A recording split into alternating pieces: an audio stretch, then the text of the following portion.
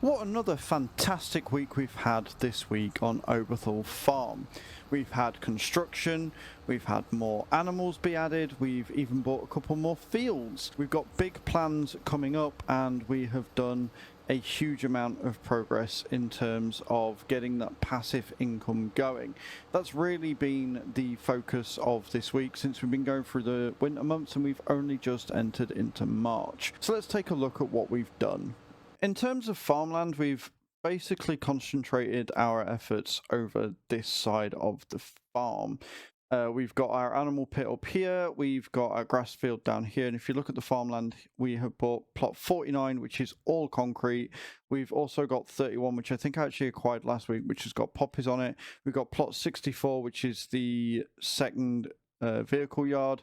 We have got field 32 and 33, so this is going to be our grain produce. It's just a nice collection of fields that's all kept together, which has been the main focus. We're starting in this one area and we're going to expand outwards. I'm really happy with buying this piece of land. It was £200,000 and it's so much concreted area that because we started on normal, doesn't have anything else going on with it. If you start on easy, this plot of land here apparently is your base or starting farm. It comes with the farmhouse, it comes with a couple of beehives, comes with other bits and pieces as well. Because we started on normal, or if you start on hard, you just get the concrete land. I kind of prefer that because it's a nice way of being creative and seeing what I can do with the land versus what the game would have done. The only thing that I would change if I started this again would be to not put my house where I did, my resting point, because I kind of ruined the field a little bit and my landscaping skills are not cut out to the job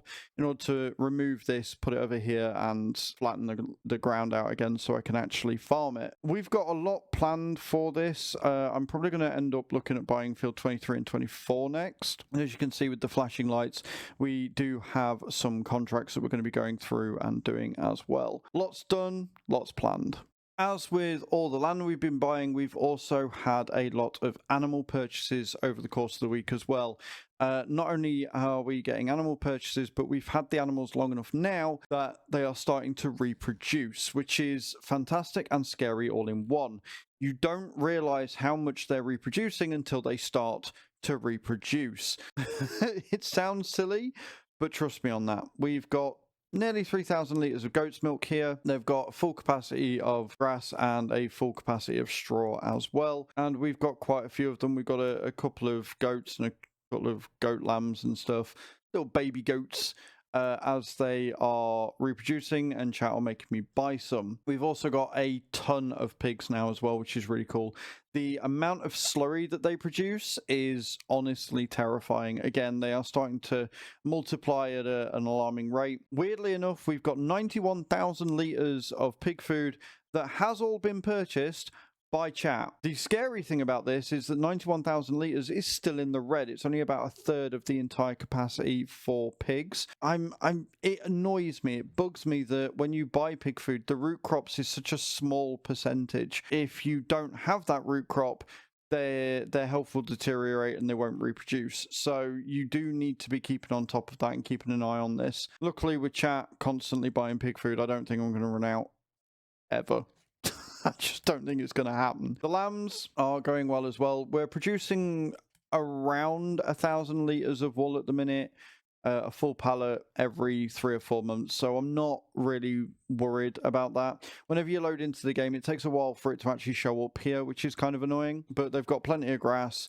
We've got the productivity up to max, and they are also reproducing as well. Then the stars of the show, if you like, the ducks and the chickens, are reproducing at a terrifying rate, an absolutely just bone-chilling rate. We've got 44 ducklings and chickens here. Look, they're scary amount, but they are producing a lot of eggs. Even though it doesn't show up here, just like with the wool, I think we've actually got close to 20,000 litres of eggs right now. It's 1,400 litres per pallet. I'm not worried about the food. We've got 250,000 litres of wheat in the silo. Chat again, just constantly buy food for the ducks and the chickens. We've got nearly 1,000 out of the 1,440 capacity, which makes me scared because it means I'm probably going to have to buy another piece of land somewhere or do some sort of magical work on the animal plot land to make it so I can have more. What I might do is just have them sat in front of each other, and I'll show you that when we go around the animal plot, so that I can just go down the same line and fill up both of the coops as we go. But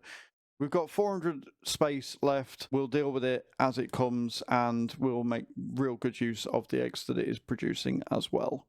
The greenhouses are in really good condition at the minute. I did have to turn one of them off for stream loots on Twitch last week, and chat have a lot of control on my farm. They can make me deactivate greenhouses, they can make me deactivate produce that I get, so your production lines.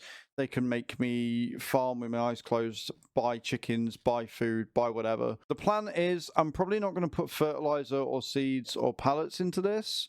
Maybe pallets later on.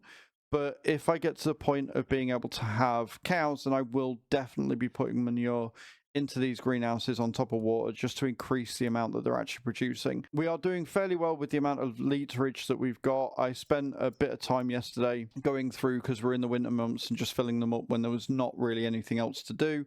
It's a nice, chill, relaxing job, and it keeps the income flowing. The first of the major lots that I bought was, as I said, the big main concrete area at the top for like £200,000. I wasted no time in getting the hay shed here, and we actually filled it with silage bales last week, and I have since emptied those silage bales as they were ready to go, and there was great demand at the biogas plant. Made us about £90,000 from silage in total. Nice little income boost there. We've also increased the fleet, and as you can see, I have parked it all nice and neatly up here with the big M. We actually changed the windrower because there was one for less in the discount store, so I sold the class one that I had, bought the other one instead, which was about 40 grand difference, so I made some money from that as well. We've bought a couple more cases. As you can see, I've got 3 of the 400 power drives now, 2 of which were bought in the discount store, so that was a massive win for us there. And then I've also got the tedder in the back and the wrapper as well. The next purchase I made on this piece of land was the workshop. The reason behind this was that I didn't want to keep driving down to the shop area to have to repair all my stuff, especially with how much of it is located on this side of the map. I figured it made more sense to have the workshop here locally, where it wouldn't take as long to get to and to repair. This piece of concrete in the northern sector of the land that I bought is massive, and you can see the outlines for some of the buildings that would have been here if I'd have started on easy. I think what I'm going to probably end up doing though is building some more production points on the edge of the land and making it to the point where I can have like a bakery and a couple of woodworks, maybe some more of the higher end things for like the tailor shop and stuff. So this will be the higher end finished production line, and then as we go down this concrete piece, I will have more midline and lower based industry like the grain mill and the spinnery, etc. So that's my plans for this area. As a result of all the baling equipment and grassland care going down to that other section of concrete, it's left me a lot more freedom and a lot more different choices of what I can do with the land up here. First thing I did was put some beehives down so I can get some honey going. It's also going to maybe fertilize some of the area around here as well, which is nice. The grain silo hasn't really changed, and like I said, if we do end up having to expand the amount of chicken coops I get, I will keep them going in the same sort of line down here and just stacking them one after the other. I do have to be a bit careful though, because it is going to take up a lot of space and I still need to be able to move around. We've taken 2 of the bays here, one for straw and one for grass, so that I can store any of the extra that I get that I don't want to use for wrapping or anything, to just make sure that I've got a little bit left over for if the animals start going through food at a faster rate. We've kept the telehandler up here, and I've got rid of the pallet forks and just using it as a bale loader. And then I've also got the New Holland T6, which I managed to score in the discount sale as well.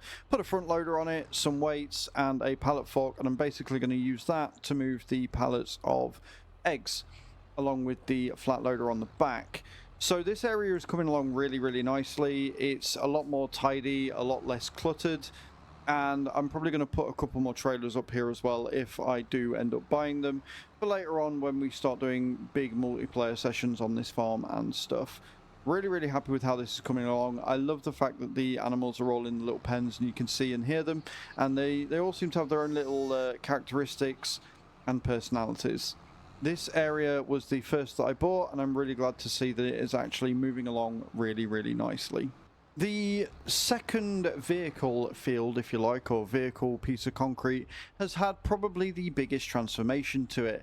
As you can see, we have a ton of solar panels here, which is a really big boost to that passive income. They also can't be deactivated, which means they can't be affected by stream loots. They are a secondary defense fund, and they are allowing me to make a lot of progress on the farm. They're allowing me to have enough money to buy pretty much whatever I want, whenever I want, especially with everything being so big and so expensive. We also managed to score a second of the spreader trailers. Managed to get the bigger one in the discount store for like £25,000, which is a massive saving. The planter is currently out being used, which is why the bay in the back there isn't being used. And we have moved the Anderson RGB trailer down because I figured that the only thing I was using it for was for round bales that chat were making me buy, so it didn't really make much sense to have it at the top end of the map when the shop area is so far away. So I moved it a little bit closer, kept it there, and it's nice, neat, and out the way. In the hay trailer here, which is just kind of a dump site for everything that chat buys, you will see that we've also got a tree planting trailer, because again it was in the discount store for like 13 grand, and since chat keep making me buy all these tree saplings, I might as well use them. I think what I'm going to end up doing is buying a piece of land that's purely trees, going on, taking it to the sawmill for now, and then when I eventually buy the sawmill and can start making planks and then buy, you know, furniture shops and carpentries and stuff, I will need to replenish those trees, and so all these tree saplings will get used. Again, we're entering planting season and all the seeds are going to get used as well for contracts, so I'm not really too bothered about how many I've got there, as annoying as it is to have hundreds of thousands of litres bought every day on stream. It is going to be useful and see me well later on. We also managed to buy a second John Deere in the discount store as well, so I've got two of those, a nice 190 brake horsepower tractor. Although the fact that it only goes 32 kilometers per hour on a map this big is somewhat annoying. Overall, I'm really happy with the progress we've made this week. We are really forging ahead, and I've got big plans for what I want to do. I think first off, I need to buy a few more fields, get some more crops coming in so that I can justify spending that money on the grain mill. We've still got a couple of months left before I need to find that 200 grand for that, but overall, really very happy with the progress this week. Thank you very much for watching, guys, and I hope to see you all next time. Ciao.